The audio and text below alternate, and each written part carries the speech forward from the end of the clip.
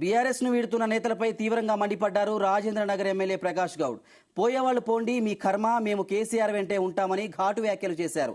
Chevella MP Ranjith రెడ్డిపై fire అయ్యారు ప్రకాష్ గౌడ్. కష్టాల్లో ఉన్నప్పుడు పార్టీని వీడేందుకు మనసు ఎలా వచ్చిందంటూ సూటిగా ప్రశ్నించారు. కర్మ పోతూనే ఉంటాడు, వస్తూనే ఉంటారు. కానీ మనం కూడా ఒక పరి ఆలోచించాలి. పెద్దలు కూడా మేము చెప్పేదంటే ఇవాళ కష్టాల్లో ఉన్నప్పుడు రంజిత్ రెడ్డి గారు ఒక పరి ఆలోచించారు. మన పార్టీ ఓడిపోయింది, ఇలా మన నాయకుడు కష్టాల్లో ఉన్నాడు, మొన్న ఒక విషయం కూడా జరిగింది. ఇవన్నీ దృష్టిలో పెట్టుకొని నాయకుడు ఇచ్చి పెట్టుకోవాలంటే ఎట్లా మనసు వస్తుందో మీరు ఒకసారి ఆలోచించాలి. ఇన్ని కష్టాలు మనం ఉండకపోతే మన నాయకుడిని పట్టుదల ఎట్లా దొరుకుతుంది? మనం నమ్ముకున్నప్పుడు మనం కూడా ఆయన నమ్ముకొని ఉండాలి. నువ్వు నమ్ముకునే వాడికి విడిచిపెట్టేస్తాడు, ఒకరు ఆలోచిస్తారు, ఈడు పోతే ఇంకోటి వస్తాడని అనుకుంటారు. అందుకని మన మందు కూడా దయచేసి మీరందరూ కూడా రాబోయే రోజుల జ్ఞానేశ్వరన్న గారిని మీరు ఒక మంచి మెజార్టీతో గెలిపించి మనకున్న 7 కాన్స్టిట్యూన్స్ 4 ఎమ్మెల్యే మేమే ఉన్నాం. ఇక్కడ మహేశ్వరం ఉన్నది, శేలింగంపల్లి ఉంది, రాజేంద్ర నగర్ ఉన్న, చేవేల ఉన్నది. ఇవన్నీ కూడా మంచి ఓటర్స్ ఉన్న ఇవన్నీ కాన్స్టిట్యూన్సీలు అనుకుంటే మంచి మెజార్టీతో మేము అందరం కూడా గెలిపించే బాధ్యత మేము తీసుకుంటాం. ఈ రోజు రేపు రాబోయే రోజుల్లో మనమందరం ఒక కట్టుదలతో ఒక పట్టుతో ఏ విధంగా మనం అందరికీ కూడా ఇలాంటి పోయిన వాళ్ళకందరూ కూడా ఏ విధంగా బుద్ధి చెప్పాలో మీరు అందరుకున్నారు.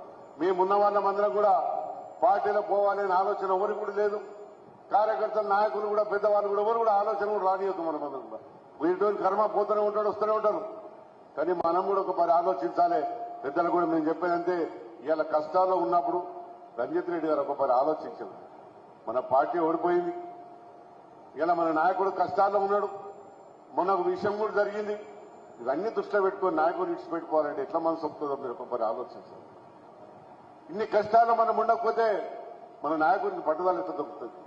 మనం నమ్ముకున్నప్పుడు మనం కూడా ఆయన నమ్ముకొని ఉండాలి. నువ్వు నమ్ముకునే వాడికి విడిచిపెట్టేస్తాడు, ఒకరు ఆలోచిస్తారు, ఈడు పోతే ఇంకోటి వస్తాడని అనుకుంటారు.